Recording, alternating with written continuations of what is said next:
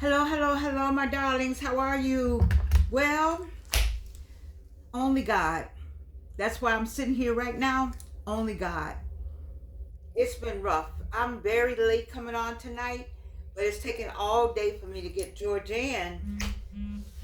Let's get Georgianne to where she's Georgianne. It's been rough. But you know what? I'm here. And you know what made me feel really good to get all this together at 10 o'clock at night was B. Wayne McMillan. He called me on a number that I didn't know anybody had, really. It's one of those numbers that you have to be B. Wayne McMillan or my daughter to have it, I guess. So anyway, B. Wayne called me and I heard the phone ring and I said, it's late.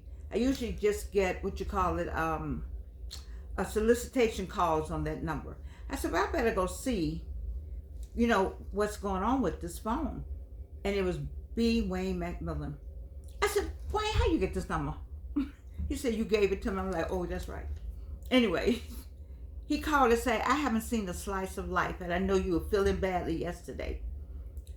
That did me the world of good. So I put me some lipstick on. I tried to pull this together. I put a little powder on.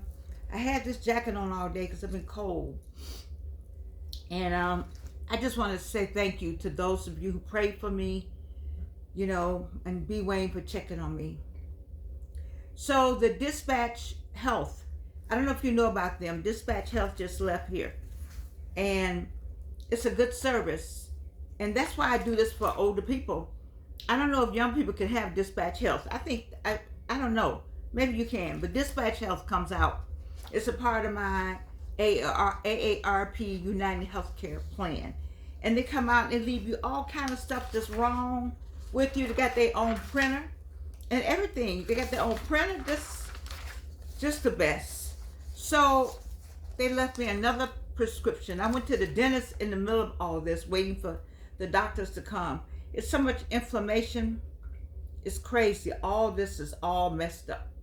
Painful for the last 2 days. My mouth was this big today. I didn't want to do it because this is all swollen. But you know what?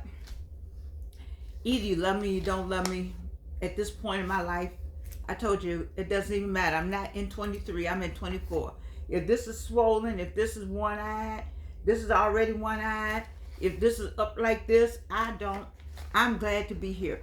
You either love me as is or you won't love me. So I'm grateful for all of you, and especially Wayne. Just call and see why we don't have a slice of life where you have it. And I must be doing something right, because to be sick January 1, 2, and 3, it's kind of want to throw me off, or kind of make me feel like, maybe I just ought not do this. Make it start the year off with all these things that are not correct, the things that are not going on. The hair, the eye, the nose, all this. But I know I'm doing what I'm supposed to do. I know I'm doing what I'm supposed to do. I know what I'm doing, what I'm supposed to do. And the two ladies who came out here from Dispatch Health, thank you. Chidi, she has a Facebook page. She's a nurse practitioner. And it's Medicine with Chidi, Chidi. She's from Nigeria. And Jasmine has I didn't get her information, but she has a podcast, so she will be doing one. They were very smart, very encouraging. They got me up to where I'm up talking to you. And I've been feeling badly, but I'm up talking to you, and I think I look all right. I don't know how I look when you take all this off and when you get up close. I think I like, when you're married, you don't have this on all day. You don't have lipstick on all day. You don't have eyeliner on all day. I think I like to know, where's that person who would take me without that? Without this, and without this, You gotta find the people who would take you without all the all this look good. Men are visual. So you gotta have the look good stuff. And they know you're gonna look good when you walk out that door.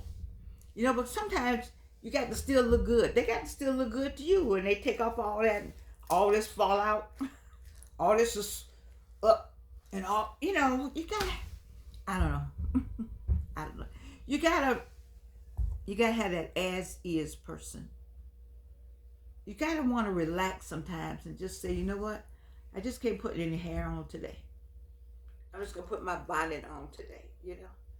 Anyway, today was some kind of day, but it's better today. It'll be better tomorrow. Every day is gonna get better because I am determined. You can't hold me back. I shall not die, but live and declare the works of the Lord. You know, I have something to do. I have something to say. These two young women that were here out here at night on their job, you know, one has a 3-year-old, you know, I just remind me of me, you know, just on the hustle. One had 2 jobs. I had 2 jobs at Delta. I worked in one. I told you I worked in baggage for my extra money. You know, I was just on the grind. I was no joke. Because these people don't ask to come here.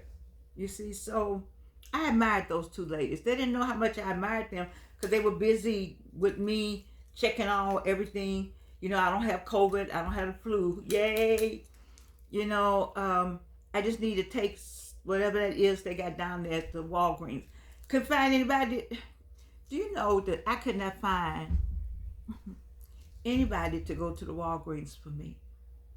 I guess I didn't ask the right person or people, or it was just, I couldn't find anybody to go to the Walgreens for me.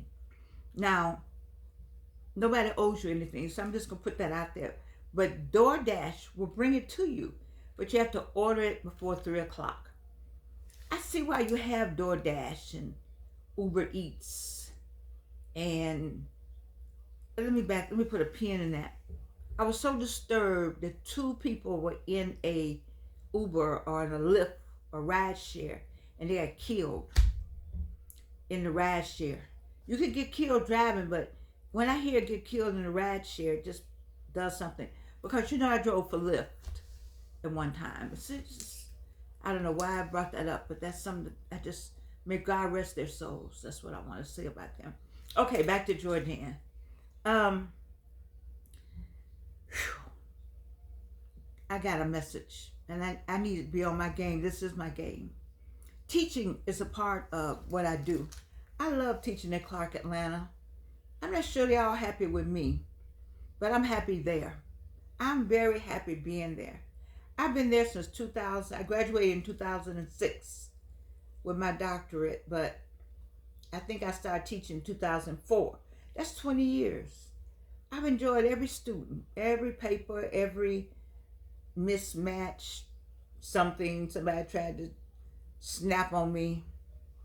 It's all part of growth. Anytime you can get a student to say, you know what, I enjoyed this class. I learned a lot. All I need is one student to tell me that. I'm good for the following year. The problem I have is with all that other paper, you know, you don't do your paperwork right. You don't get your paperwork right. You get somebody to do the paperwork for me. Okay, I know what I'm supposed to be doing. I'm teaching. That's what I do. I teach. That's what you want me to do, teach. You didn't show up at the blah, blah, blah. I don't know. I just want to teach. That's what I want to do. I want to teach. I want to share information. And I call this teaching also because I want to share my life. And who said your life was all that, Jordan? It's not. But I've done enough of it. And I've had enough life that I hope I can help and motivate you. You know, if I can motivate you, I'm good. I liked, what's the girl, Tamron, because she says, in 24, we do more, we get more, we want more. We are more. And that's the same thing that R.C. Blake said. We're not going back. Oh, no, that was hardly initiated. Pastor James said, we're not going back to 23. We talked about that. I gave you the list. Going back to 23, we're not going back to 23. You know, when Lot's wife looked back, she turned into a pillar of salt. So if you want to turn into that pillar of salt, you look back. Now, Wayne McMillan wrote me something. And he said, thought about you when I read this out of my word for you today. So he reads something. I hope you read something every day. Like, read a word from the Lord. Read some kind of motivating something. Just take a few minutes to just meditate. Just say, you know what, Lord, what we going to do today? That's powerful right there. What we going to do today? So you acknowledge that he exists. Lord, what we going to do today? And you want him to order your path, order your steps. But your steps are ordered, but you need to acknowledge that. So let me read what Wayne gave me. Yet somewhere along the way, most of us stop living out of imagination and start living out of memory. Pastor James talked about that. That's 23. I'm gonna say it again. Reno, for the people in the back. I love Reno. Yet somewhere along the way, most of us stop living out of imagination and start living out of memory. I have a friend, L. Cornell Pearson, talks about old glory. People still talking about what they did, what we used to do. They don't want people around them to talk about what they used to do or still look up to them. It's fine. We acknowledge that. But, we're talking about today. What's going on today? He says, it says, we stop designing the future and start copying the past. Come out of the past. Come out of it. I've had enough of the past. You need the past to help you understand your future, but you don't have to go back to it all the time. You say, oh, I'm not going to do that anymore. Oh, that kind of way. But not just get all the old glory people together and y'all all old glory together. Except at reunion, that's fun. When you have class reunion, that's fun. But your everyday life, you still back here? Come on with this. You better pay attention to what's going on in this world. There's a lot going on. People say, I don't want to look at the news. It's too depressing.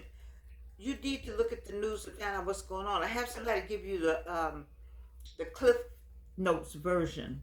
Somebody called up somebody that said they don't want to look at the news and said about the bomb over there where you live. There's a fire over there where you live. It's somebody that's got a gun over. You need to let people know what's going on so you will be aware of your circumstances, aware of your surroundings. This is a strange world now. We still got God on our side now, but it's a strange world. You need to be cognizant. How do you not know what's going on in government? Anyway. And that is the day we cease living and begin dying. When you see the people who go to the high rise and all they talk about is the past, then they start getting depressed and I sure wish I had, no. Yeah. I don't want to know nothing about them computers. Really? Your phone is a computer. I keep telling you all, get rid of those. No, keep those free phones and get you a smartphone. And so if nothing else, it'll bring you the news every day. Come off the television. Thank you, Wayne, for giving me that. I think I probably need to read it all the way through. I lost you in here. But thank you for calling me to see if I'm all right. Matter of fact, you're the only one to call. Mm-hmm. The word for you today, yet somewhere along the way, most of us stop living out of imagination and start living out of memory. We stop designing the future and start copying the past. And that is the day we cease living and begin dying. I take that back. Jarvis Jones called me today. So you and Jarvis trying to see about the old girl. Well, but nobody has to call you. Nobody owe me a phone call. I just thought it would be nice. And so thank you, both of you. This whole show we talk about super aging, right? Getting older without getting old. Enjoying. When you get up in the morning, take a few minutes to enjoy life. And the second book we talk about is The Well-Lived Life. You get up in the morning, enjoy life. To enjoy life, take a few minutes to meditate, say a word, get a word from the Lord, ask the Lord to order your steps. Ask God to guide your way. I know Tony Gaskins said, you should not put God in your mouth if you'll have your whole life together. Well, I don't have my whole life together, but I'm going to still encourage many of you to still look at God, look at His Word, look at the Bible, meditate, find a few minutes to give honor. If you remember, I found a great chapter, the next chapter, was, where should I pour my juice? Now, you know, if my daughter, well, my daughter is a pastor, and so is her husband. Where should I pour my juice? I could just wear this out, but I am not. Where should I pour my juice is what you should ask yourself. And I would ask, not only where are you pouring it, I guess that's still correct. To whom are you pouring it with? With whom are you drinking your juice? I think I'll put it that way.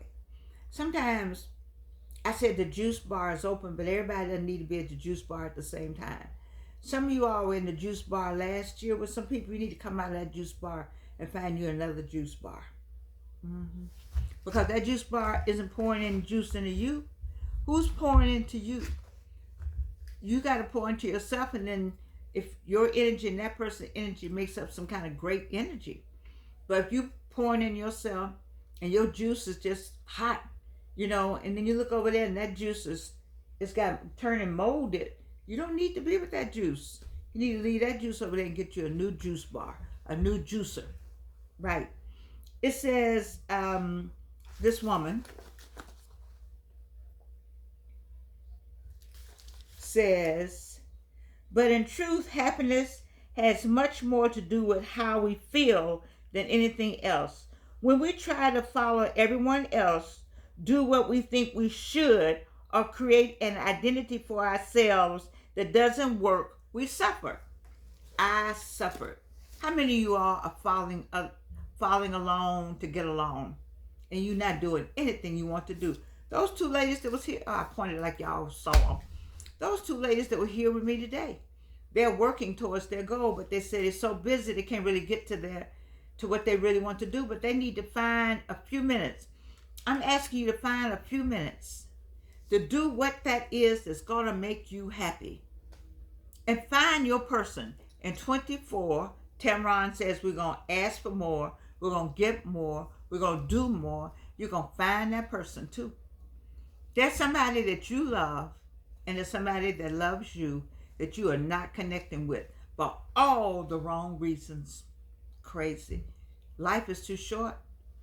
Life is too short. People are leaving here. Did you think I thought I would live this long? I'm amazed that I'm still on the earth.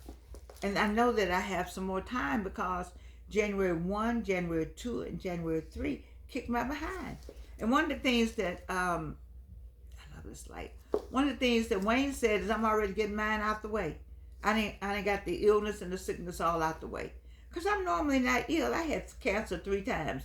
That's it. When they ask me, what do you take? I don't take anything. I take vitamins. I take a lot of vitamins, you see. And I wish I could take something. Do you think since yesterday all this has gotten deeper? I don't know. This hurts. I couldn't touch my face yesterday. Yesterday evening or day before yesterday. All this was puffy in here. And it ached so badly. And when I went to the dentist today, he couldn't do anything because all this is just inflamed. Whew, I feel like I got 2 lips. I don't know. Anyway, don't create an identity that's not yours. I did for years. Don't do that. You know, all this is easy for me because this is the way I always was. Of course, I would have this on all day over this with a skirt. Let me show you the bottom of the skirt. Of course. And long, flowing. Of course, I would have that on today because that's how I always was. But I couldn't look like that, or I didn't think I should look like that because it wasn't appropriate. And, you know, people ask me where I'm going now. Nobody asks me where I'm going. They just see me out. I'm not at school. I don't have to think about, my students would tell you I used to come to school. They would wait for me to take off my coat to see what there was underneath it because it would be slamming. Because I just enjoy it. You know, whether they liked it or not, it's all right with me. I loved it. Do you? That's what she's saying. Let me see, I marked something else in here. I need to get through the book. What are your sources of your juice? What are the sources of your juice? As I said, part of my juice starts in the morning when I meditate. I get my juice going. And then where's the rest of your juice? She says, where should we pour our juice? Where you pouring your juice? I pour my juice into me. I pour my juice into this. I pour my juice into my classes. I love my classes. And I pour my juice into my family. People I love, I pour my juice in. My music, I pour my juice in. I pour my juice into humanity. I love people. And you have to love people. Because people basically don't give a damn about you. That's for real. I found that out. But so what? They ain't got nothing to do with you. Who in the coffin? One person. So you got to pour that juice out. Pour your juice out where you want to pour it out. It feels as though we have to make a choice, but we're complex being, and we meant to embrace that complexity. From what I've seen, the happiest people juggle multiple interests, multiple juice. You know, I had people laugh at me. You always doing something. You do too much. That you need to do one thing. What the heck does that mean? You need to do one thing. I can. I have 7 sites. My friend I hit the floor. I'm sorry. My friend Beverly Maddox and the person who's my webmaster, Spelman College class of 1984, Beverly Clark Maddox. I have 7 sites, and I love every one of them. And I find time to work on all of them. Not since I've been doing this, but they're out there. And as soon as we get this sickness and this lip back and all this and get the teeth, I'm not going to have any teeth right here. So I guess I'm going to look worse. See, there's nothing right here that's going to go all the way in. I don't know what I'm going to look like. But what I would look like, that's what I'm going to look like. Until the insurance, you know, you get so much insurance on United Healthcare.